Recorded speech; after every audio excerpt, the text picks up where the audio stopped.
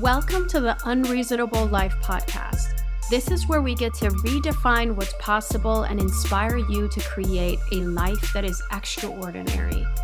I'm Dr. Nona, an entrepreneur and author, quantum leap teacher, and founder of Elevate Club and 1 Week a Month Mastermind, a professional life liver, and your guide to living boldly. Every episode, I'll sit down with an incredible guest who has shattered limits, pursued their biggest dreams, and created lives that others have called impossible. Together, we're going to uncover the stories, the strategies, the lessons that will empower you to live your version of that unreasonable dream life. Because the life that you want isn't unreachable. It just happens to be unreasonable. Let's dive in.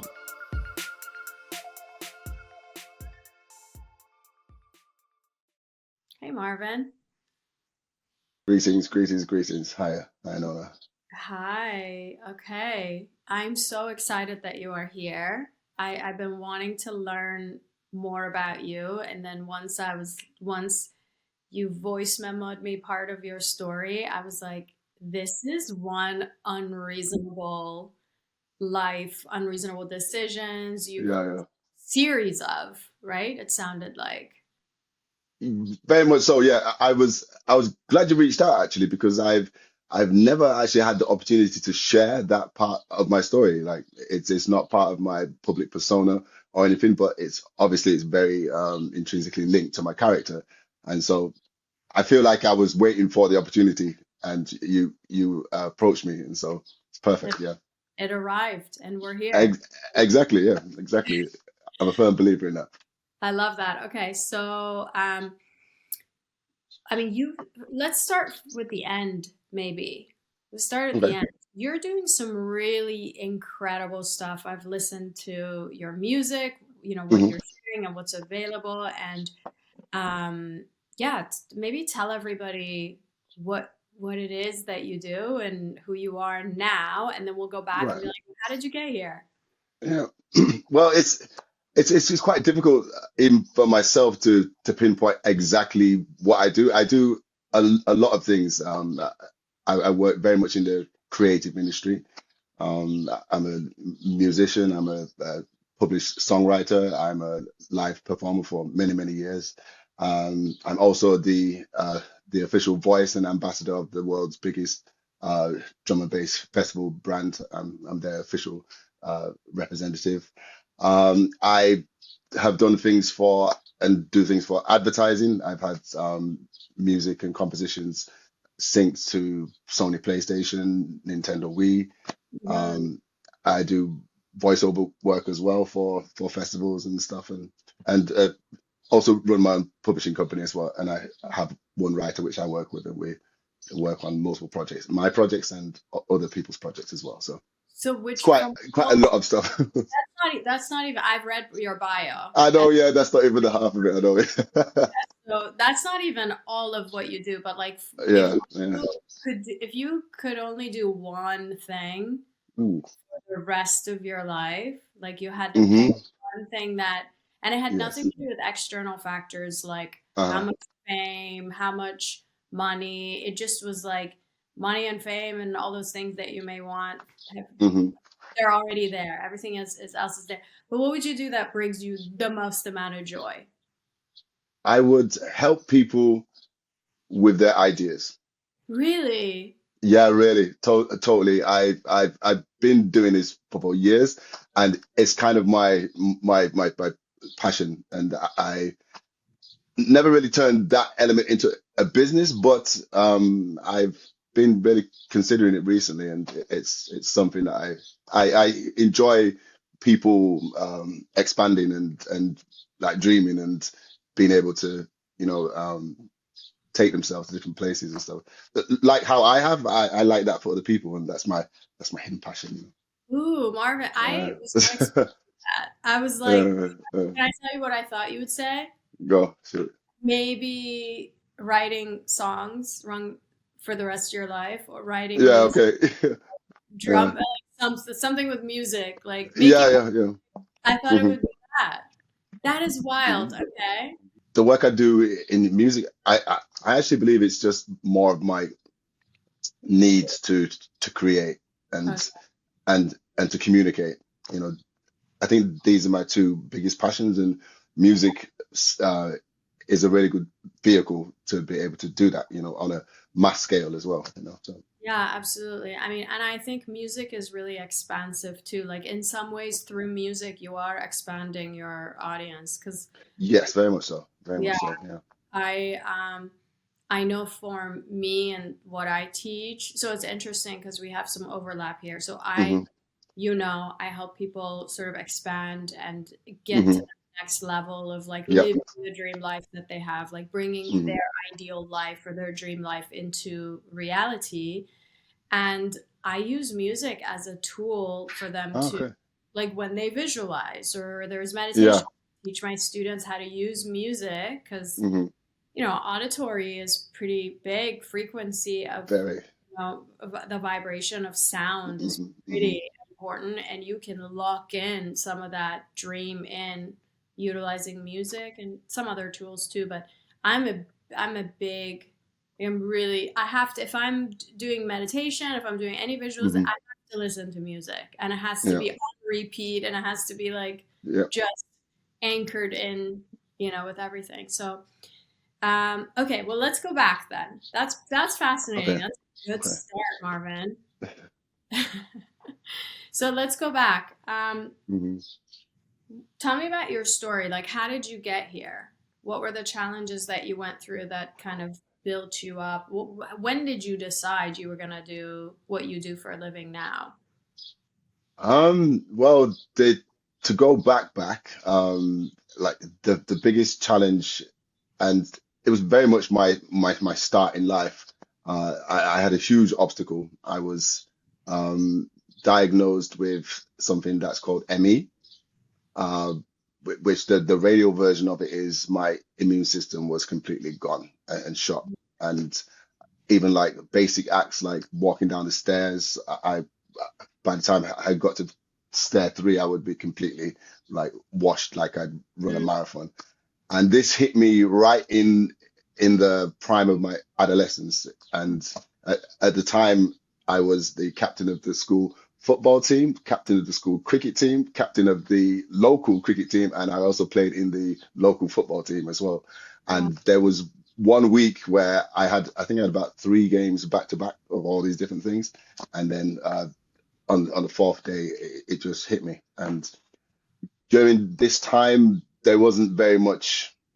uh, there wasn't so much diagnosis of of this particular disease, and it's and that was very challenging because I had to for 2 years I was off school in the prime of my adolescence, and so I liken it to you're starting a race and you made a really really great start, and then somebody runs you over with a truck, um, takes your legs and throws them 20 meters into a ditch, and then says, "Okay, carry on now."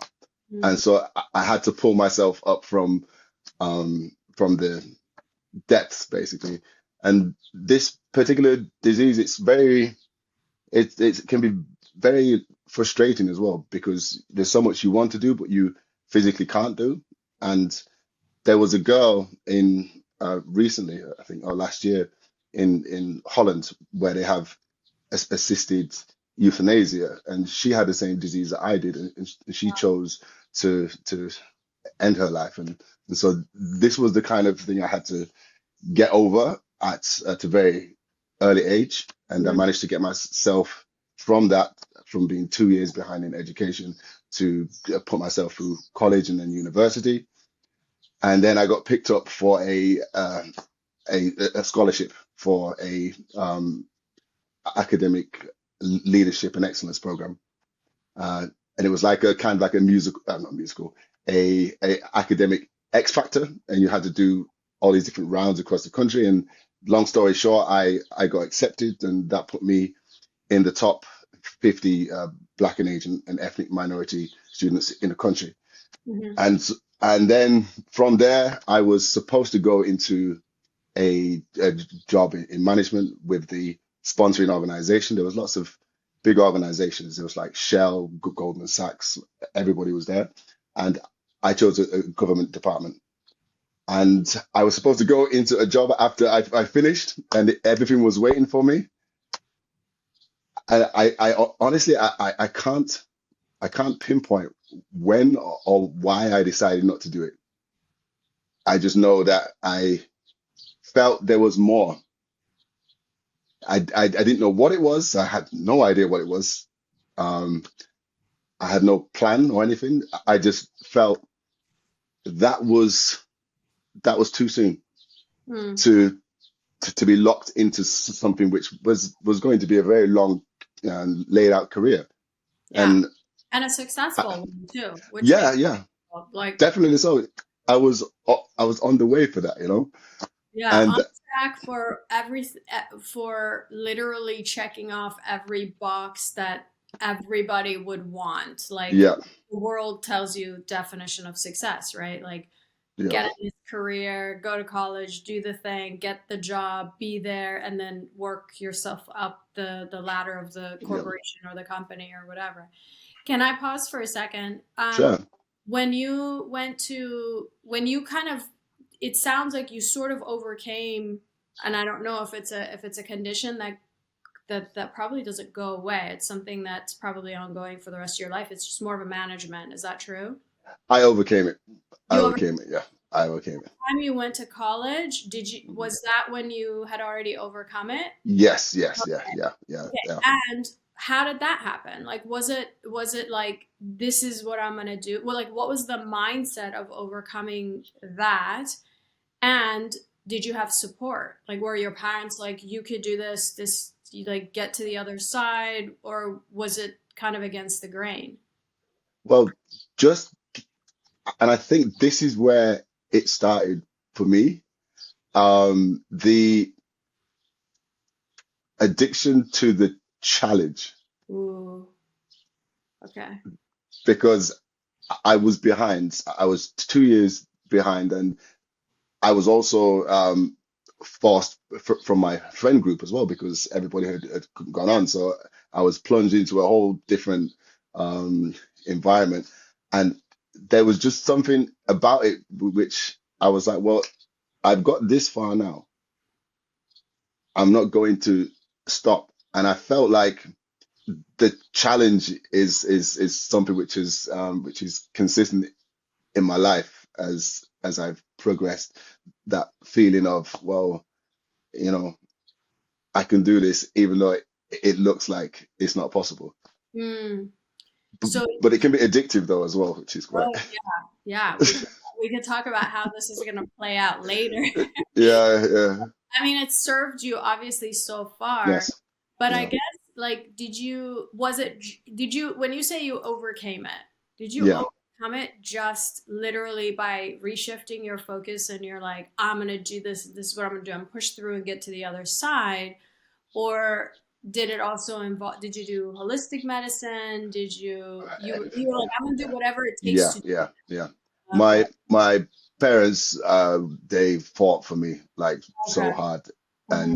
and we tried everything, every Hmm. possible thing, holistic, homeopathic.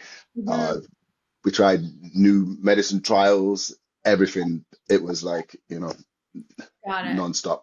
Yeah, And then you and tell me. but there was a lot of willpower Yeah, involved. A yeah, lot of willpower. I feel that. It's a lot. Yeah. Yeah.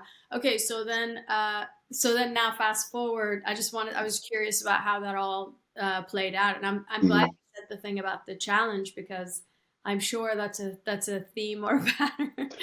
Yes. Yeah. Yeah, so okay, now fast forward, you did your thing. Now you have Mhm. this amazing, incredible opportunity to join in, and you're like, Yeah. there's more. Yeah. What am I gonna do? So then what happened? Yeah. Well, uh, I spent like a a year kind of doing part-time work whilst I was also doing my music too as well. But I was never like thinking that I was going to take this as my main career. And then one day I said to myself, well, if I'm going to do something, then it needs to be something that I'm passionate about and I enjoy.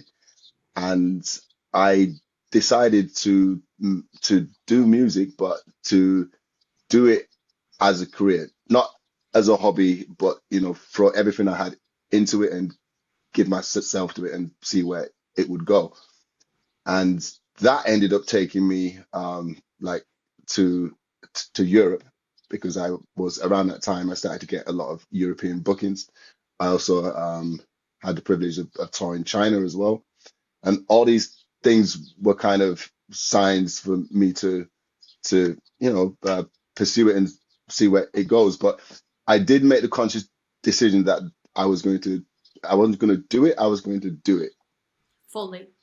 Yeah, fully. And again, like the theme of challenge, that is a huge challenge. And I realize now that, yeah, the buzz of that challenge and the uncertainty was Yeah. probably the driving force of that, which seems to be a lot consistent theme actually. I'm just yeah. Yeah. Okay. And Yeah. then, so how did you, I would assume just based on like who you are is Mhm, even moving into like fully committing to this music thing, mhm. you probably approached it the same way you approached your condition is you go, I'm going to do whatever it takes and I'm Yeah. going to fully commit to get to the other side of this. Did you have a vision for where music was going to bring you aside from the fact that you were going to approach it as like a full-time career? To be honest, no. Okay. To be honest, no. And I could have never have imagined like where Mm-hmm. because I was I was born in the north of England. I was raised in the north of England, and your horizons are pretty much dictated by what you can actually see. Yeah. And what you have seen, right? And there's also this island mentality too as well in England. We're the second center of the universe, and sometimes, especially if you're around people who have not expanded or traveled, their horizons are your horizons. Mm-hmm. And so I was completely open To to whatever. I At that time I wouldn't have been able to articulate it as I can now, but that was definitely the feeling behind that. that. But did you ever because obviously you were into music Hmm. to want to continue with it. But did you ever dream of not like as a goal, I'm gonna do this, but did you ever Hmm. think, oh my gosh, it would be so cool? I'm sure you had mentors or people you looked up to in music or in the creative industry where you're like, oh, that would be really cool to be there or to be on a stage or to be, before you got on any stages or before you did any of these things. Yes, yes. And my mother actually reminded me that I used to take I did some acting classes when I was young as well. So so the whole kind of entertainment element um was obviously in my makeup as a child. I don't actually remember that, but that's what I was told. So I guess I was always destined for something to do with maybe entertainment or being in front of like large amounts of people and stuff. So Yeah. Okay, that's really cool. And then, so obviously now you're working really hard at the same time you're getting opportunities that are popping into your reality as well. Yeah. yeah, Okay. yeah, yeah. And and now And were there other challenges? yeah, so many, so many, so many.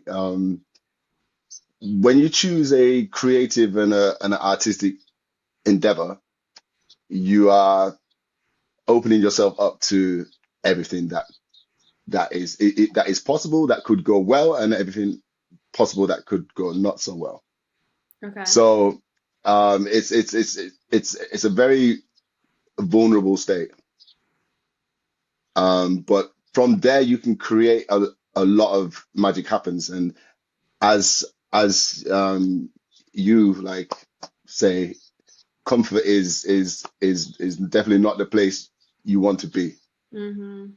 Mm-hmm. Sounds nice, temporarily feels nice, and it feels a little bit cozy, but it's actually a, a trap. And being in the kind of the creative artistic industry, you are very much uncomfortable most of the time.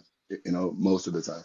Is it Uh, is there yeah, tell me about the creation process. Like how do you, because I know you write songs, you create mhm, music, like there's a lot that you do in the creative, like using your right brain and sitting down and mhm, kind of, I'm sure a lot from inspiration, right? mhm, mhm. Tell me about that process. How do you do that?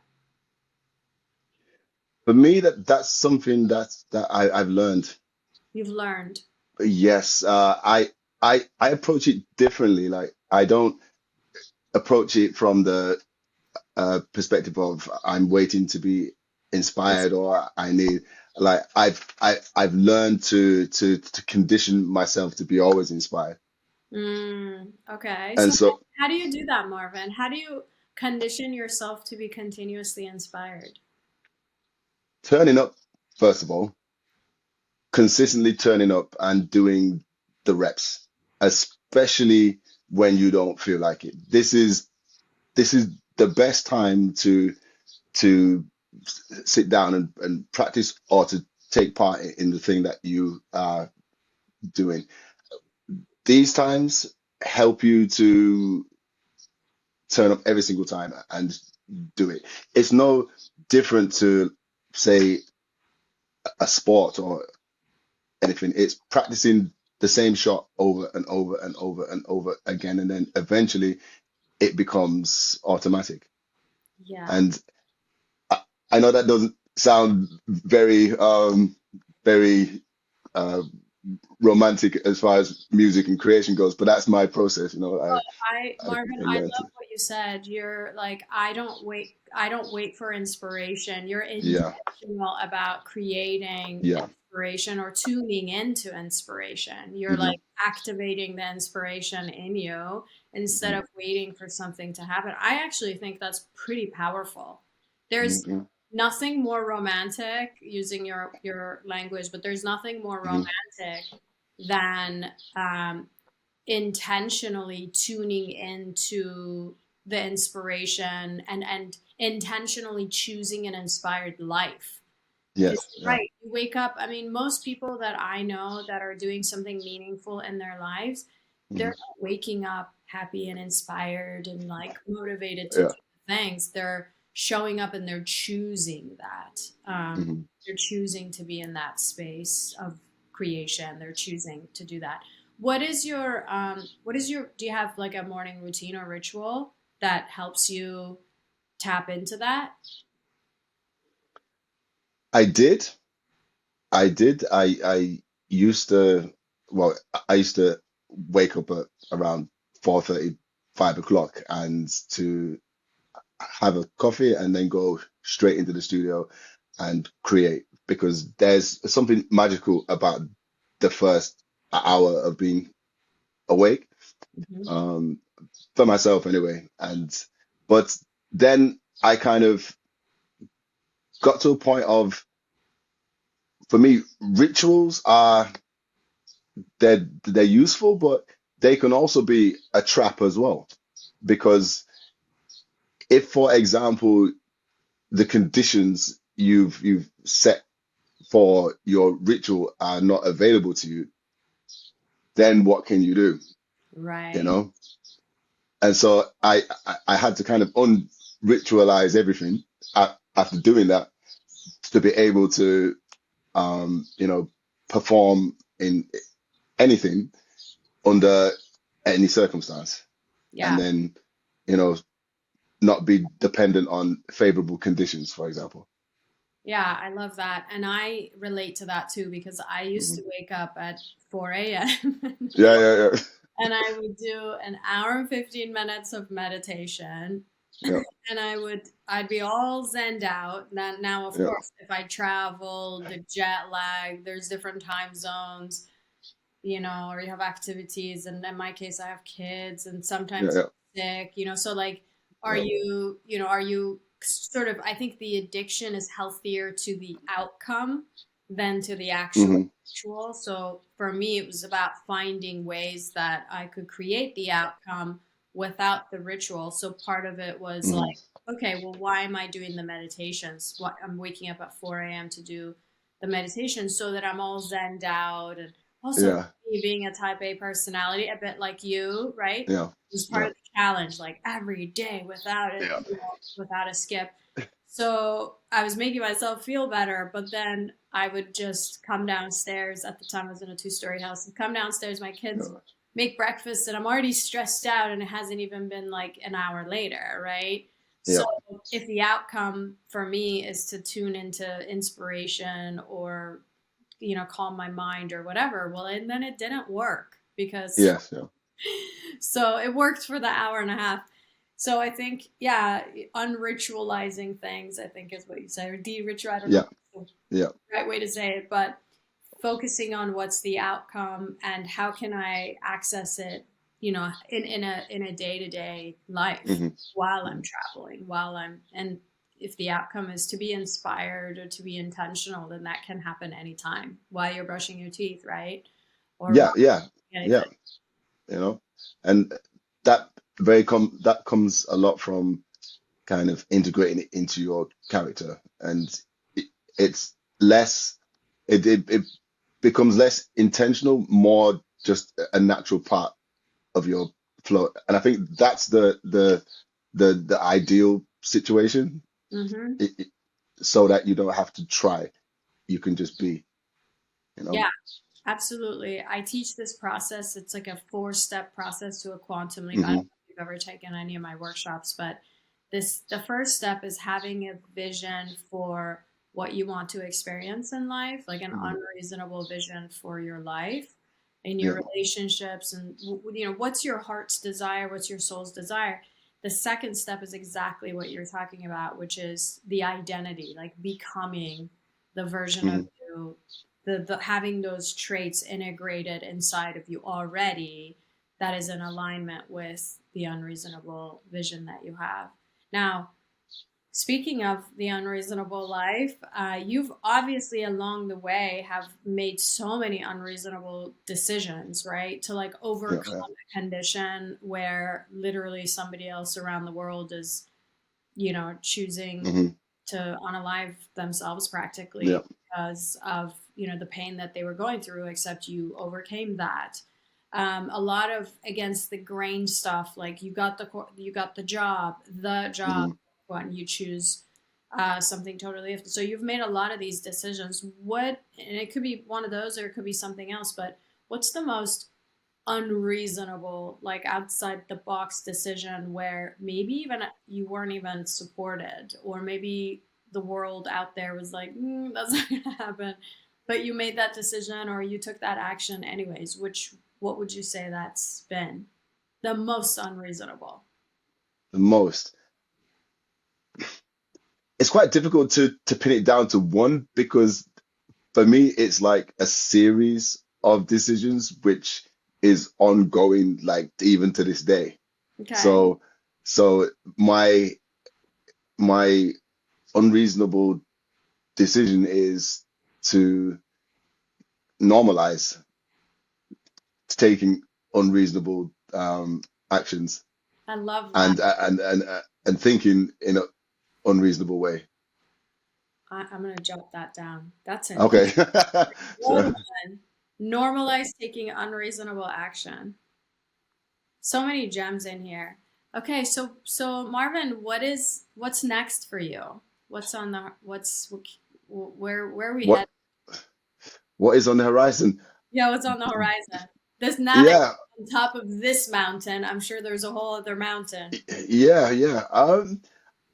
I'm honestly at this point, I've got to a certain point with my music career, and I'm starting to, because I have a lot of other skills which I implement in my other parts of my work, and so I have I have a yearning and a burning for it feels like now is another change happening. Mm, It feels like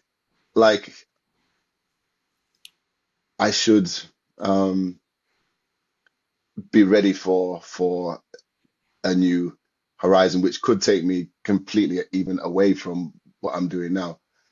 It I have this thing called the Phoenix cycle, whereby you're consistently burning down your last identity in order to embrace a new one. And I think for me, that's the most exciting thing. mm. And it's very unpredictable, but it leads you into places whereby your your um your conscious mind can't imagine.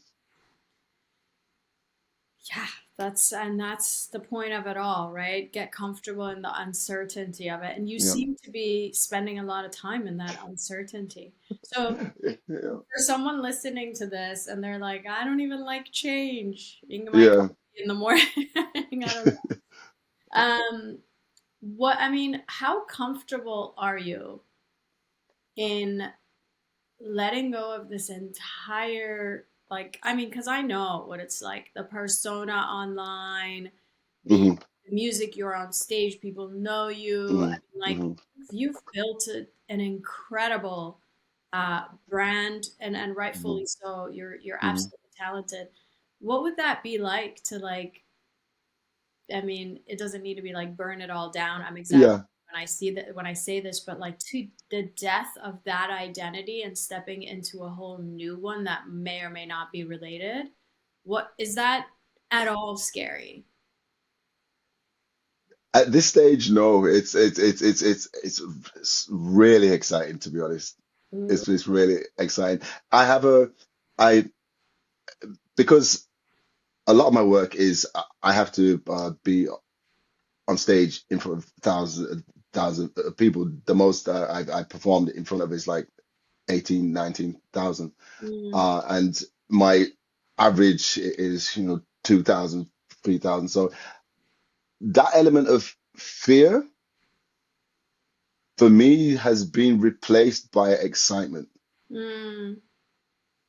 So, and obviously these two emotions, they have a very similar DNA. Yeah, Um, but if it is fear that I feel, it excites me, I if love that makes sense. that. You have reframed it, and it's funny Hmm. you say that because I tell my kids all the time if they're Hmm. nervous about something, I try to reframe it to, Hmm. it's, maybe it's excitement, just kind of giving them that as an option because they can't usually pinpoint because there's nothing like public speaking as an example for me, or Hmm. I'm not, there's very little I'm afraid of, but um like you say, being on stage, like for me, being in front of thousands of people does not, that's where I shine, if anything. Hmm. Like to Yeah. walk a crowd of thousands of people through a meditation or a visualization or something, I would be so excited. But I could see for somebody, maybe watching or listening to this, they might say, oh, there are things that um, Yes.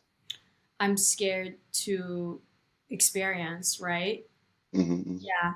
And Hmm. I think that reframe is really, really beautiful too. Hmm. So, do you absolutely have no idea where this Phoenix Rising is gonna go, or do you have a tiny bit of like either intuition or maybe like desire even of like, oh, I would like to dabble in this, or I'm interested in. I know you kind of mentioned expanding, helping people expand their ideas before. Is that part of it, or? The root of it is definitely helping people Hmm. and being useful, and also utilizing the human connection as well, because I think in this day and age, and especially with all the advancement of technology and everything, that it's a superpower to be able to connect with humans, and I think it's very important. I think it's um, a skill and an art form which will never be replaced by a machine. Mm-hmm. And I feel my direction is towards this. It almost feels like everything that I've done has been leading up to. And so for me, that's the clearest that I can kind of uh, picture it, but Yeah. that's the general direction. Yeah. That's beautiful. Have you, talking about the Phoenix cycle, right? Yeah. Has it been, if you look back, how long has it been that you've been, like, how long has this last cycle been for you so far? I think like it's often categorized by a major event Event. Mm-hmm. of some kind. Um, and the last, I would say, major event for me would have been COVID, Mm. because and this is what I kind of like to, tell people is that even clinging to an old identity, even if it was a successful one, is equally as dangerous as clinging to an old identity which you're trying to get away from, or which was not beneficial for you, Yeah. because you're still holding on to something which can be taken away at any time.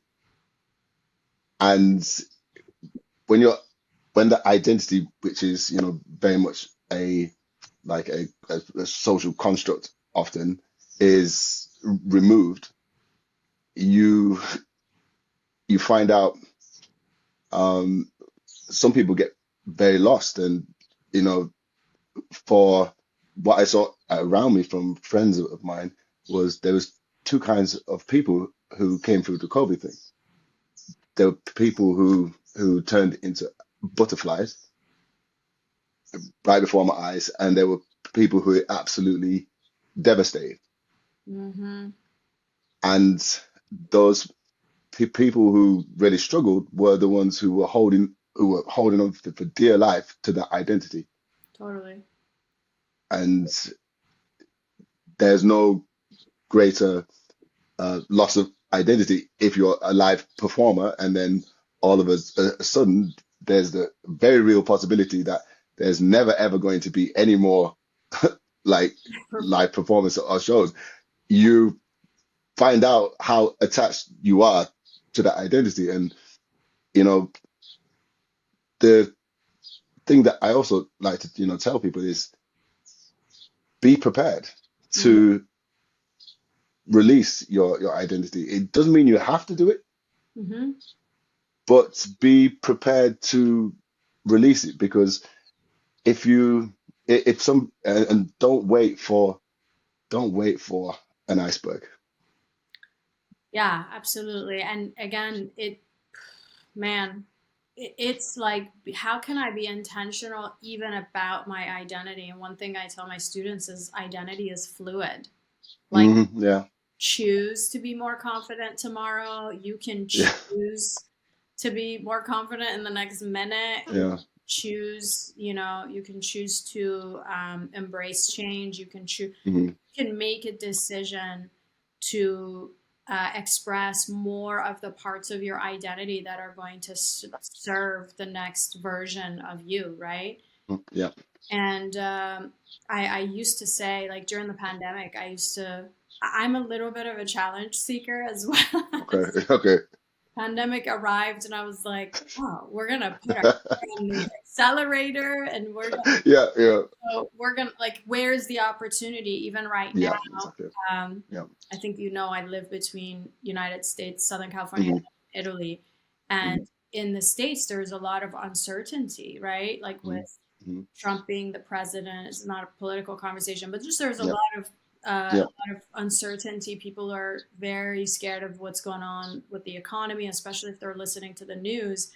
And I'm always like, there is always going to be opportunity. So if and how you handle these challenges or these moments of uncertainty, like the pandemic or an uncertain economical status of the country.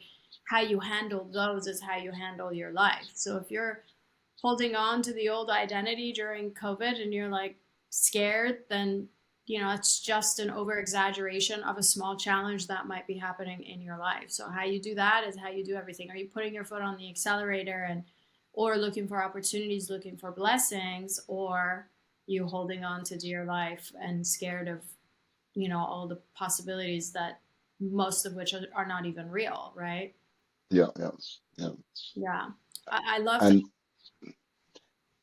And it also blocks you from taking new opportunities as well. So it's not just about when something bad happens. When something good happens, you're still clinging to an identity which might not even recognize the opportunity. Oh, will definitely not recognize the opportunity. Yeah, you're sitting in scarcity or you're sitting in fear. There's zero chance you'll recognize an opportunity of abundance, freedom, love, or connection. Not going to happen. You have to be in those frequencies to be able to recognize them. Yeah, absolutely. Marvin, it has been such a pleasure to chat with you and you had, I knew you were going to bring in so much wisdom and so many nuggets, but I'm a little bit bummed that we have to wrap this up because I feel like we're just getting a little bit. Yeah. We could go for a while, in the flow. So I would love to do another episode maybe down the road, maybe. Definitely. In person, since sure, definitely, traveling, I'm sure it will be on the horizon for us at some point.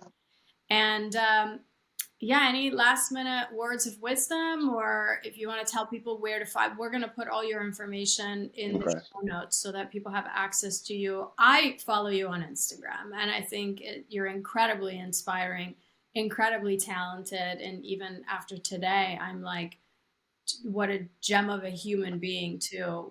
I think everyone should connect with you at least on there, but tell people where to find you or give us the last words of wisdom. You can find me on Instagram at instagram.com/copperworld,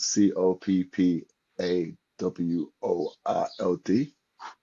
That's spell it. Will be in the show notes too. Yeah, of course. And last parting words are, like, if I can leave one piece of advice, it's don't wait for the iceberg, don't wait for the natural disaster, don't wait for the earthquake. If you are constantly, you don't even have to change identity, but if you keep constantly questioning it and evaluating it as you go along in your day-to-day life and kind of recognize how much of it is real, how much of it you are attached to, and even just temporarily imagining what it would be like, letting it go. And then when or if the time does come, you will have practiced that over and over again, and it won't be such a monumental task for you to embrace it. So that's my parting piece. Amazing. Thank you so much. That was beautiful. Thank you, everybody, for watching or listening to the Unreasonable Life podcast. And make sure to subscribe and tune into our follow-up episodes. Thank you for tuning into the Unreasonable Life podcast. I hope that today's episode has inspired you to dream bigger, act bolder, and step into your own version of an unreasonable dream life. If you loved what you heard today, don't forget to subscribe, leave a review, and share this episode with someone who's ready to take their next bold leap. And I'd love to hear your thoughts and connect with you. You can follow me on Instagram and share your biggest takeaways from today's episode. And remember, the life that you want isn't unreachable. It's just unreasonable. Until next time, keep challenging the status quo, and I'll see you on the next episode of the Unreasonable Life podcast.